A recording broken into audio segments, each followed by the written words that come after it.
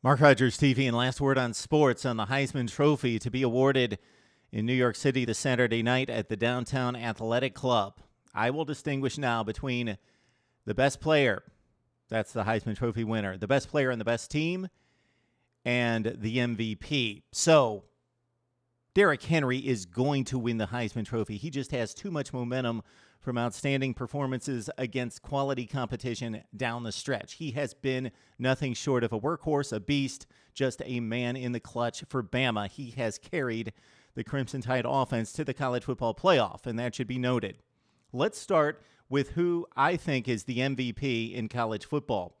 Not necessarily the most outstanding player based on stats and performance each and every game. Deshaun Watson of Clemson. Take the last 7 or 8 minutes against Florida State, the most crucial game for Clemson this season. Tied at 13 with 7 or 8 minutes left to play, Deshaun Watson had 2 drives, and he made those drives work against one of the best defenses in the country. He extended plays with his legs and converted third downs into first downs. He extended plays and then threw the ball down the field accurately.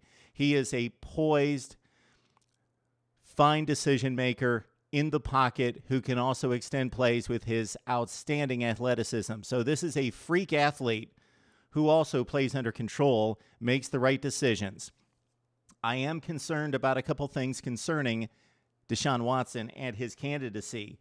11 interceptions. So the stats, you can read them. 70%, 30 touchdowns, 11 picks, 3,500 yards passing. He's 11th in the nation in efficiency, 3rd in the nation in completion percentage. He has 800-plus yards rushing and 11 rushing touchdowns. He is a dual threat, but not a guy that just runs loose. He runs the offense, manages the offense. A guy that came in as a freshman, a true freshman, 14 touchdowns, 2 interceptions. He was that efficient as a freshman last year. So I'm concerned about the 11 interceptions as a sophomore. Also, in Clemson's next to biggest game of the year, and at the time the biggest game in college football, over Notre Dame. Yes, they won. Yes, he made plays on the ground. But in the passing game, 10 for 21, he threw an interception and only 84 yards in that game. That was a down game for him. He also feasted against the likes of Wake Forest, Boston College. I know they've got a good defense, but their offense presents opportunities. He had a huge game against Syracuse and Georgia Tech as well. NC State. Credit Clemson on the road and Deshaun Watson. They were down by more than a touchdown. He brought them back. He lit up the Wolfpack for 6 total touchdowns, 383 yards passing. Florida State, he threw for 297, ran for $107. And in the ACC championship game against North Carolina, I am almost persuaded to put him in the number 1 spot after completing 28 passes for 297 yards and 131 rushing and 5 total touchdowns. So Deshaun Watson, I believe, is the most valuable player in the nation. Take him off the Clemson football team. They may have 3 losses right now. This is not the case for the guy who's going to win the Heisman Trophy, Derrick Henry. The stats are gaudy. Almost 2,000 yards, just 14 yards shy. 5.9 per carry, 23 touchdowns on 339 attempts. Yes, workhorse. 10 receptions, didn't contribute much in the passing game. Doesn't have to. 160 yards per game, 349 plays this year touching the football. So he came out of the gate, only carried it 13 times against a Wisconsin rush defense that is traditionally very stout. And again this season, he ran it 13 for 147 against Wisconsin. Then he had very productive games against Ole Miss, Georgia for 127 and 168. A bit of a downer against Arkansas. That's his low point of the year. 27 for 95 and a touchdown. And then he laid down the hammer. Texas A&M, 236 on the ground, 2 touchdowns. And then the game that we all pointed to, Leonard Fournette coming out and being the Heisman Trophy number 1 candidate, and he pretty much passed the baton across the field to Derrick Henry. While the Bama front 7 really bottled up Fournette for 31 yards on 19 carries, Derrick Henry ran wild against what is one of the top 5 to 10 defenses in college football. 38 carries for 210 and 3 touchdowns. Then he just kept it rolling. Mississippi State, 204. He hit up Auburn for 271 yards in the Iron Bowl. And what's even more impressive than that is lugging it 46 times. And then in the SEC championship game, you can look at the good side of it. Again, a workhorse beast, man that just pounds it over and over and over at the defense, 44 times rushing. But Florida bottled him up. Of course, that was their number one target, 189 yards. His longest carry until the very end of the game was just 9 yards. Derrick Henry is going to win the Heisman Trophy. He's the best player on the best team, but let's not discount the Alabama offensive line.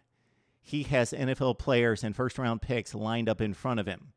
Leonard Fournette came into that game considered to be the best running back in college football, and we see what happens when a good offensive line faces a great, best in the country defensive front seven versus the other way around, a great offensive line, especially in the ground game, going up against an LSU front seven that is very good but not great. That's what happens. That's not so much Henry as it is the Alabama offensive line.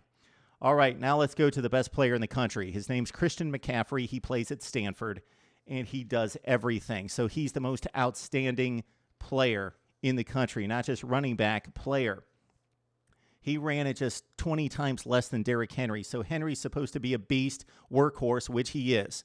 McCaffrey, after the Northwestern game, they started to give him the football. The first time they gave him 30 carries was against Oregon State in Game 3, and I thought they're giving him the ball too much. He can't withstand that kind of pounding. But guess what? He did time and time again. He only had 20 less carries than Derrick Henry, and he actually touched the football 64 more times than Derrick Henry. He had 413 plays to 349. That's because he caught 41 passes for 4 touchdowns. He threw the ball 3 times and threw 2 touchdown passes. He returned a kickoff all the way for a touchdown. And not just the kick statistics and the punt return statistics have to be considered. It's what opposing special teams did strategically to keep the ball away from Christian McCaffrey. His punt return and kickoff return statistics, especially in the kick category, would have been off the charts if teams would have kicked to him. So he set up positive field position for Stanford even when he did not touch the ball. And the gaudy stat of 269 yards total offense each and every game in all phases. The Northwestern game out of the gate, that was the death knell as it turned out for Stanford. They only gave him the football 12 times, and he was still productive with 66 yards on the ground and another 5 receptions. 2 games against USC. He ran for 152 and caught for 37 the first time around in the upset win at the Coliseum. Next time around in the Pac-12 championship game with a potential college football playoff berth on the line, 207 on the ground, 105 in the air for McCaffrey. Against UCLA, the favorite in the South Division, and needing to score tons of points, he ran for 243 with 4 touchdowns. He had 10 100-yard games, 3 200-yard games. He's an unexpected workhorse on the ground. He catches it out of the backfield. He's a menace in the special teams. And again, even when he didn't touch the ball, he created field position for Stanford. Christian McCaffrey is the best player in college football. Best player on the best team, Derrick Henry. MVP, Deshaun Watson. I vote for McCaffrey. Before we let you go, guys to be considered, definitely honorable mention list here. Running backs, Leonard Fournette, of course, Dalvin Cook, Ezekiel Elliott, and a sleeper here in Elijah Hood. Check out what Elijah Hood did for North Carolina this season. In the passing game, Luke Falk led Wazoo to an incredible comeback season, threw 36 touchdowns with 8 interceptions. Paxton Lynch will be off to the NFL's first round after throwing 28 touchdowns with only 3 picks. Baker Mayfield almost made my list.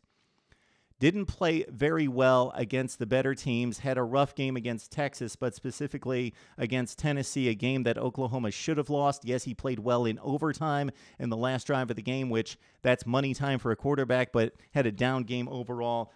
Baker Mayfield, 35 touchdowns, 5 picks, could definitely be in the top 3.